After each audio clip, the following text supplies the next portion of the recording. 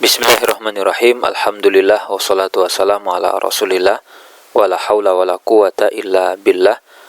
Kembali kita lanjutkan program baca buku fikih muamalah masih bersama buku fikih perbankan syariah yang ditulis oleh Dr. Yusuf As-Subaili.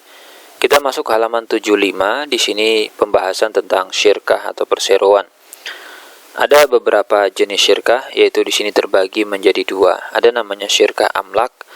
Definisi syirkah amlak adalah persekutuan dua orang atau lebih atas sebuah harta yang didapat melalui pembelian, hibah, warisan, dan lain-lain. Misalnya dua orang berserikat membeli properti atau barang, mendapatkan hibah, menerima wasiat, atau menerima warisan.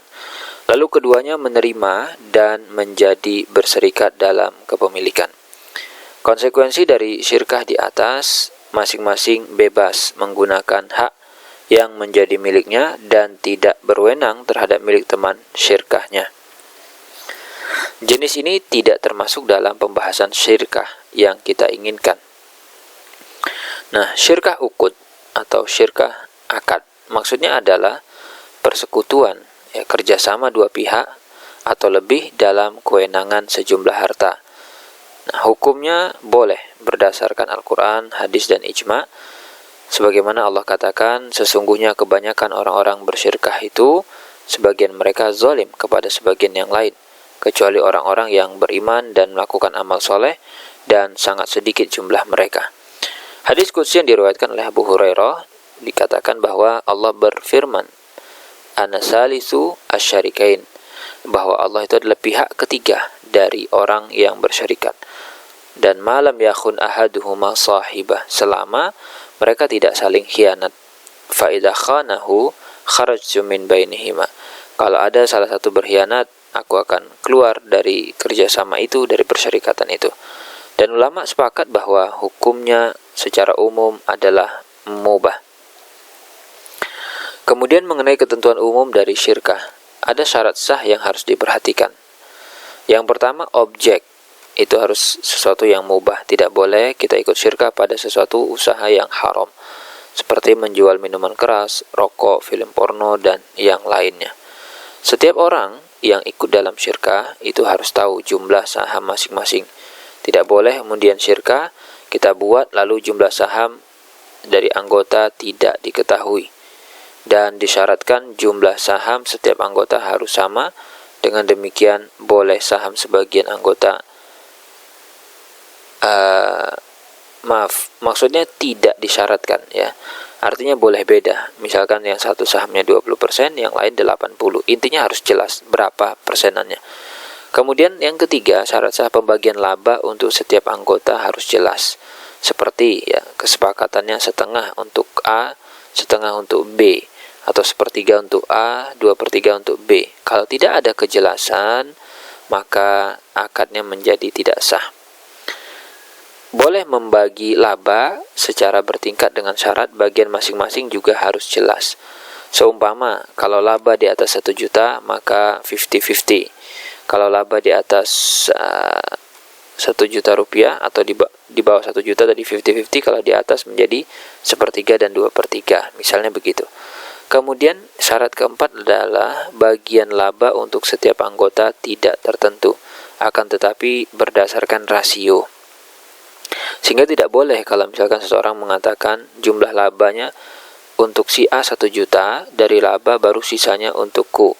Atau misalkan untuk si A 1/3 ditambah 1 juta. Atau bulan ini untukmu, bulan depan untukku. Ya, itu tidak diperbolehkan. Apa hikmahnya? Kenapa dilarang? Karena merugikan salah satu pihak. Apabila ditentukan 1 juta rupiah untuk si A, bisa saja labanya tidak lebih dari itu. Sehingga berarti hanya satu pihak saja dan yang lain tidak dapat. Atau mungkin lebih besar, berarti yang menyatakan 1 juta dia merasa dirugikan. Kemudian pembagian laba itu berdasarkan kesepakatan, sedangkan pembagian rugi itu berdasarkan rasio dari modal. Misalkan A dan B sepakat buat syirkah dengan saham yang sama. Nah, keduanya boleh sepakat bahwa laba dibagi dua, atau boleh juga labanya tidak dibagi dua. Misalkan 70-30, tergantung kesepakatan. Tapi nanti kalau terjadi kerugian harus dibagi rata. Hikmahnya adalah karena apabila salah satu pihak menanggung kerugian lebih besar, berarti dia menjamin sebagian modal milik temannya. Dan syirkah itu tidak boleh salah satu anggotanya mendapatkan jaminan modal. Artinya mendapatkan jaminan modal itu adalah tidak ikut menanggung rugi. Kemudian syarat sah berikutnya adalah salah satu anggota syirkah tidak boleh menjamin modal anggota lain, karena syirkah itu adalah akad amanah, di mana orang yang berserikat tidak boleh menjamin modal anggota lain kecuali yang terjadi disengaja atau karena kelalaian. Sehingga tidak boleh seseorang memberikan jaminan modal kepada pihak lain dengan syarat, misalkan si A mau join dalam syirkah tapi si A tidak mau menanggung rugi, itu tidak boleh. Karena kalau nanti salah satu pihak ikut ada jaminan tidak menanggung rugi atas sahamnya, berarti nanti berubah menjadi utang yang berbunga. Misalkan ya, Pak Soleh memberikan modal kepada Pak Ahmad 10 juta untuk dikembangkan dalam bentuk usaha, nanti laba dibagi dua. Tapi syaratnya nanti ya Pak Ahmad harus mau menjamin agar modal itu kembali dan tidak kurang dari 10 juta. Maka ini jatuh kepada utang piutang. Dan hakikat dalam contoh di atas berarti Pak Soleh memberikan utang kepada Pak Ahmad 10 juta dengan syarat nanti bunganya tidak pasti, tapi ada gitu ya.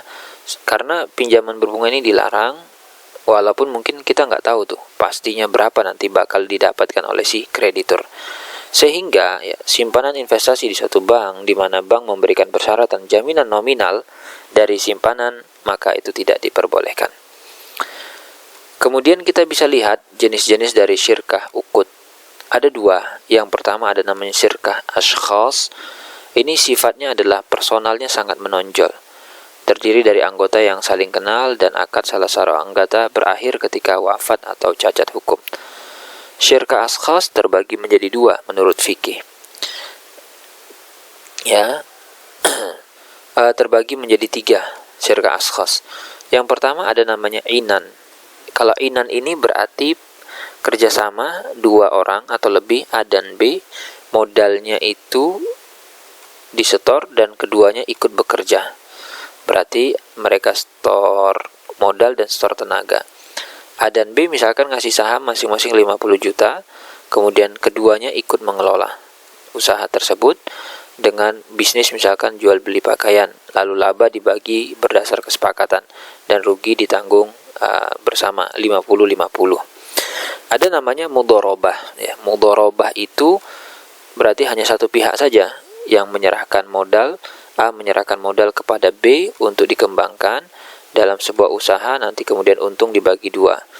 Misalkan A serahkan modal 100 juta dikembangkan oleh B dalam bentuk jual beli kurma dengan perjanjian bahwa si A mendapat 70% dan si B dapat 30%. Kerugian nanti urusan si A sebagai pemodal, dan yang bekerja si B tidak menanggung kerugian modal karena dia sudah rugi dalam bentuk kerja, kecuali memang ada kelalaian dari si B pengelola atau kesengajaan, maka dia berhak untuk dituntut dimintai ganti rugi. Apa bedanya mudharabah dengan inan? Kalau inan itu keduanya bekerja, tapi kalau mudharabah modal dari salah satu, kerja dari anggota yang lain. Ada namanya abdan, syirkah abdan. Kalau abdan ini berarti dua orang atau lebih dalam bentuk kerja, jadi hanya kerja saja. A dan B misalkan kerjasama dengan tenaga, sama-sama menjahit baju dengan syarat upahnya nanti dibagi berdasarkan kesepakatan. Dan berarti tidak ada kerugian dalam transaksi ini karena tidak ada dana yang dikucurkan. Karena mereka sama-sama profesi penjahit. Jadi syirkah abdan ini pada bentuk kerja ya, bentuknya kerja bukan harta. Nah, ada namanya syirkah ashkhas dalam sistem perekonomian di masa kini. Kita bisa lihat ada bentuk syirkah yang populer. Ada namanya syirkah tadhamun. Kalau tadhamun ini berarti tidak terbatas atau unlimited company. Ini adalah persekutuan dua orang atau lebih di mana keduanya bertanggung jawab terhadap utang perusahaan dengan seluruh harta mereka. Misalnya, ya, A dan B mendirikan perusahaan tidak terbatas dengan modal masing-masing setengahnya. Setelah beberapa waktu, perusahaan punya utang sebesar 1 miliar. Saat terjadi likuidasi, ternyata harta perusahaan hanya 800 juta. Berarti setiap anggota dituntut membayar 100 juta dari harta pribadi untuk menutupi piutang. Hukumnya dari perusahaan ini adalah mubah, dengan catatan mesti memenuhi syarat umum dari syirkah. Dan secara fikih, perusahaan ini bisa juga disebut dengan syirkah inan. Kemudian ada syirkah muhasah. Ini atau joint adventure. Ini yang namanya muhasah. Ini perusahaan tidak terdaftar secara resmi yang beranggotakan 2 orang atau lebih, dikelola oleh salah satu anggota atas nama pribadi. Misalkan si A, ya, Pak Soleh menyerahkan uang 1 miliar kepada Khalid, yang mana si Khalid punya showroom mobil untuk ikut serta dalam usaha. Khalid beli mobil atas nama Khalid dan melakukan transaksi dengan pihak lain juga atas nama Khalid. Balik nama kepemilikan juga atas nama Khalid. Kemudian keuntungan dibagi sesuai dengan kesepakatan, sedangkan kerugian ditanggung berdasarkan rasio modal masing-masing. Dan termasuk dalam jenis ini juga usaha keluarga yang tidak tercatat secara resmi, dan portofolio investasi milik pribadi dan lain-lain, di mana sekelompok orang mengeluarkan modal untuk mendirikan syirkah muhasah namun terdaftar atas nama seorang saja. Hukumnya juga mubah asal semua ketentuan syirkah terpenuhi. Dan dalam fikih ini lebih mirip atau masuk kategori mudharabah, ya. Makanya kita perlu pahami di awal jenis-jenisnya.